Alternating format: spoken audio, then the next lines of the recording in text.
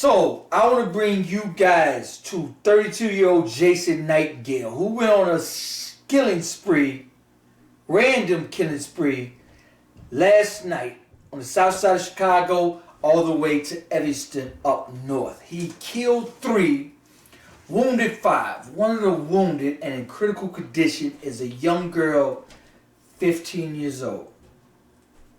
15 years old. I'm going to bring you guys that story. I'm going to bring you guys the conversation of mental illness. Now, and I'm going to bring you the 3 people he killed. The 3 people he killed. This is one of them. He's 32 years old. No, 30 years old. Yaron Fan. He's a college student, University of Chicago.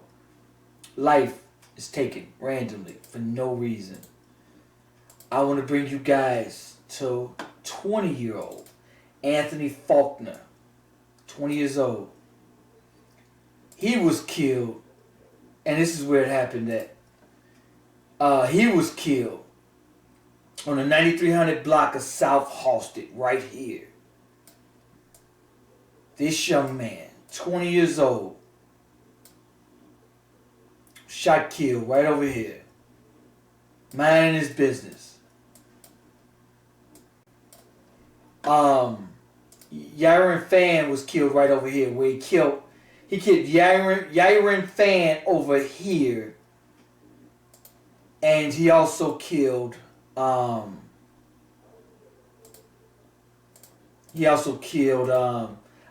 Newell, 46 years old. This is her. This is her. She was killed right over here. This is where Yaron Fan 30 and the 46-year-old was killed. Alright, right over here in this area. I'm going to bring you guys the conversation of mental illness. And I watched down my timeline yesterday. There was a few sisters that, jumped on Facebook and saying mental illness in the black community is a big issue. Absolutely. But one of the things they were saying is and that's one thing the black community always yells, is that we never hold accountability in our community. We always want to blame the white people and whites for everything in our community, and never do we stop and say, hey, why are we constantly saying they need to do for our community?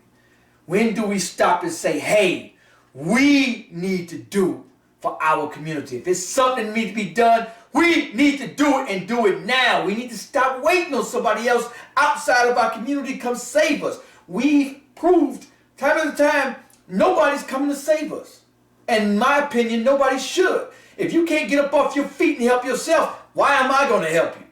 Y'all don't even want to turn in the killers that kill people. If you're killing people in my community, you are a sworn enemy to me. You're killing my babies in my community. You're killing my elders in my community. You're killing my children in my community. You are a sworn enemy to me. And by any means necessary, I'm at your throat. But we don't look at it like that. We look at it as like, oh, I'm not going to say nothing. They need to solve these murders. They need to come help us. They need to come bring mental illness shelters to our community.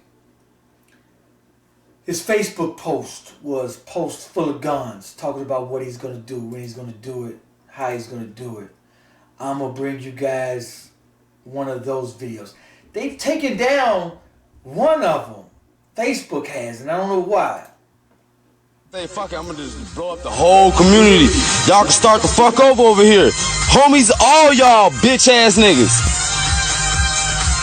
You know what I'm saying? You better use them planes if I can tell you. Use air. Use my air to breathe. I wanna slide on my tail drag it through this bitch. Let's do this shit finna get really fun. Yo, good morning, everybody. Good morning, you thought I was a fucking what? Fuck around and pop a hole in a motherfucker. I don't know. Now, see, this man rode around talking about, I'm finna go pop a cap in the mofo. And probably thousands, hundreds of people probably watched it and clicked right off, kept scrolling. We in the black community, we got a code of silence. And one of the reasons is, man, the police, it's a very big breakdown with the police. You know, the police are there to protect and serve. And they have no communication, no relationship with the people in the community. That's why I say policing should come from the people if you live in Inglewood, the police should come from Inglewood. Reason being, they can have a relationship. They can talk to the people in Inglewood. They parent, just like a parent, they parent out of love. But somebody else spanking your child, it's out of anger. But when you whoop your child, you know it's out of love to prevent them from effing up in the future. But when somebody else does it, you know it's not out of love. So it's a breakdown from the black community with the relationship with the police. And when we see something, we're silent. So many people watched that and said absolutely nothing. Could have prevented this murder before it happened. Saw his Facebook post, could have said, hey, police, I know this guy. His name is Jason Nightingale, riding around with a gun, flossing it, and saying he's going to shoot people. Yes, his name is Jason Nightingale. That's it. Police could have searched his tags, put APB out on Jason Nightingale. He's riding around talking about he's going to kill people. Go get him. And could have prevented 15-year-old baby from getting shot. What we're doing with the code of silence is we're allowing killers to kill more babies. I watched a friend sort of a friend I've met on Facebook. Her little daughter was murdered. Her daughter was 17, 18. On the 4th of July of 2019, somebody just walked up to her and blew up, shot her. And she's hurting. Every day I see on Facebook, grieving. Hundreds of people in that community know who did it. That murder will be free to kill more. Only 10%, not even 10% of the murders in Chicago are solved. One thing I want to talk about too is this. When you have children, what is your responsibility to that child? And I have this conversation all the time. Get your kids to safety. If you live in Iraq where they are dropping bombs and random people are constantly, every day, being murdered, what is your responsibility? I say get them the hell up out of there. You're going to say, oh, Donald, they don't have the money. I don't care if you live in California in Tent City. That's safer than the south side and the west side of Chicago, where just random freaking people are constantly getting blasted and murdered every single day. All right, now, I done got off topic. Let me bring you guys the full story. Now, the story is going to read. The spree of terror ended when police shot and killed the man after he had briefly taken a woman hostage in IHOP in Evanston. This is it right here. That's the IHOP right there. This is the CVS they're going to be talking about. But that's the IHOP right there. This is the CVS. The IHOP is down there. Alright. A gunman went on a shooting spree that's Chicago to Evanston Saturday afternoon. That resulted in at least 3 people fatally shot and 5 others critically wounded before police killed the man during a shootout. Police identified Jason Nightingale, 32, of Chicago, and did not know the motive behind the spree. It was random. The spree of terror came to an end in Evanston when the police responded to a call with a man and a gun, 5:38 p.m. inside of a CVS store. Shots were fired inside the store. Evanston police chief said officers then chased him into an IHOP across the street. All right. After shooting the woman, Nightingale ran out of the restaurant and got into a shootout with Evanston police. I'm going to show you how they all started. That's him. This is a 15-year-old girl shot in the head as she rode the vehicle at 103rd block in South Halsted. That's where my grandmother and my mother and father grew up at. I went to Fernwood High School, elementary, for a year. Zombie dangerous. All right, so where did it start? All right, so on Facebook, a woman said Nightingale's sister wrote, "My brother was not and hadn't been in his right mind for a long time. My condolences to all the family affected by the mental break." Brown said the shooting spree began when Nightingale shot and killed a 30-year-old woman shortly before 2 p.m. in the parking garage, 5300 block of East End, University of Chicago. From there, Nightingale went to an apartment building just blocks away, just randomly began shooting, striking a woman, killing a building security guard who was sitting at the front desk. The gunman then shot a 77-year-old woman in the head in the same building, leaving her in critical condition. She's out of the wounded. Nightingale went into an apartment building, 55th block of South End, where he believed his relatives once lived. Forced the man he knew at gunpoint, gave him the keys to his car. Nightingale drove to the 9300 block of South Halsted, 3 p.m., where he entered a convenience store, announced a robbery, killing the 20-year-old man. That's Anthony Faulkner. I showed you guys a picture of him. An hour later, 15-year-old girl shot in the head. On the 103rd block of South Halsted, right where you get on 57 by the funeral home, Gatlin's. Nightingale then returned to one of the shooting scenes and fired at investigating officers. Damn. 5:34 p.m. Dispatch alerted Chicago police Rogers Park up north where Nightingale suspect getting there. This dude. All of this started up here in Evanston. He started up here, went to the south side, killing people, came back, shooting people.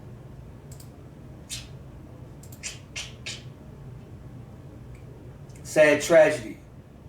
15-year-old girl shot in the head. And so many times do we see the wounded, just like in a war. We hear about the wounded. We focus more on the dead, but the wounded. The 77-year-old was shot in the head in critical condition. She's probably going to die. If not, it's never going to be the same. The 15-year-old that was shot in the head, is she ever going to be the same? I hope so. Maybe it was lower, maybe hopefully not the brain, maybe it was in her cheek or something. I hope something. Hopefully she'd be good. Hopefully she pulled through. But the code of silence. How many people are being murdered? How many people are being killed? And when is this code of silence going to end? I tell you what. I tell people, look, man, when I say get your family to safety, get your family to safety. If you have kids and you live on the south side, if you have a little boy that's 12, get him out of there. Get him out of there. Gangs is going to swallow him up, especially if you're a single woman. And people say, they can't afford it. See, she's a single woman. I'm proactive. I'm not reactionary to whereas I want to stop it after it happened. Why are you laying with losers that have no crib car career, that can't even afford a $2,000 down payment on an apartment outside of a war zone, terror zone? And why are people having so many babies they can't afford? If you can't afford to move your child out of a war zone, you should be having kids. You should be having kids if you can't afford them. One, if he's a loser with no crib car career and can't afford to move you out of there, you don't need to be. This ain't the conversation for that. Get your kids out that war zone. Your life, your child's life, yes, depends on it. Depends on it. This crazed lunatic, where did he come from? Because in poor communities, they can't afford to get mental assistance for a lot of mental and a lot of mental illness. And in poor communities, unfortunately, lacks everything. Lacks help for the mentally ill. Also, they are smoking something else on these streets. They smoking mollies, they drinking syrup, and all kind of crazy ish. It's dangerous. It is not worth. And if you watch Martin G. Crime Chasers show, dude went live yesterday about 8 times. Car flip over, car crash, 4 children in there, DUIs, hella dysfunction. I went to my homegirl crib. She live on a crazy block. I ain't gonna name my homegirl. She watched my show. Anyway, I go on her block, and the dysfunction is unreal. Some little boy, flying down with a little girl on the back, a little motorcycle, doing 80 and running every red light and going so fast he couldn't even stop. And I'm like, oh my God. He went up and down the block like 3 times. I went and I told my homegirl Shay Shay. I said Shay Shay. Oh fuck, I said her name. Anyway, I'm like, Shay Shay, there's somebody in your block that's about to be killed. I told her just like that. Soon as she stepped out of the block, soon as the house, I turn around, here he come. And a van pull out and they swerve. But I tell you guys that story just to tell you how much dysfunction on every level is coming out of these communities. If you have children, pack them up. They got family outside of these communities. Get them out. Your child's life depends on it. We had over 750 murders in Chicago alone. Children, babies, from 3 years old, 1 year old, random, just sitting in their house. Boom, boom, boom, boom, bullets. There was a lady I knew. She's like, Donald, yeah, my daughter just went outside this morning, seen a dead body. My other daughter, she went out of the house and 2 people was killed right in front of her. I said, what the f-? And you still got them there? You still let them live? What? I said, get them the fuck out. I don't care where you live. Go live in a homeless shelter in Iowa or some goddamn well.